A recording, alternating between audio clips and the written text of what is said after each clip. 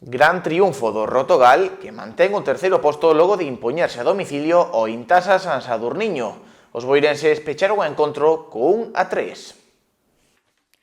O Boiro Voleibol sumou de 3 unha xornada máis. Os pupilos de Adrián Alves afrontaban unha complicada papeleta ao visitar o feudo do Intasa San Sadurniño nun novo derbi galego na Superliga 2 e cumpriron con creces ante un gran rival. O pabellón municipal de San Sadurniño acolleu este choque que deixou un duelo intenso e un traballado triunfo do Rotogal por 1-3. Augurábase un partido de nivel e igualado e foi o que se viu dende o primeiro punto. Os primeiros en amagar con despegarse no marcador foron os boirenses co 10-13.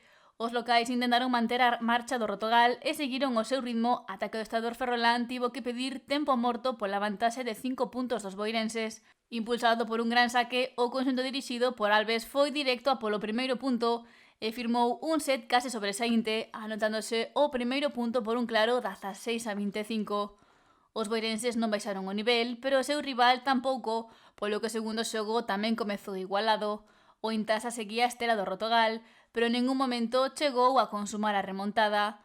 Os pupilos de Alves seguiron firmes no seu camiño, interpretando dunha maneira inmellorable o xogo para impoñerse por 20-25 e colocar o 0-2 no marcador.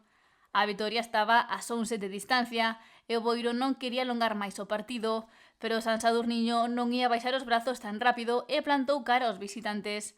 O nivel amosado polo conxunto de Ferrolterra serviulle para gañar un set extra ao derbi ao anotarse o terceiro xogo por un pelexado 25-22. Do cuarto parcial non pasou e os do Barbanza non deron pé a remontada do San Sadurniño, polo que pecharon o encontro co 19-25 co que marcador reflectiu o 1-3 final.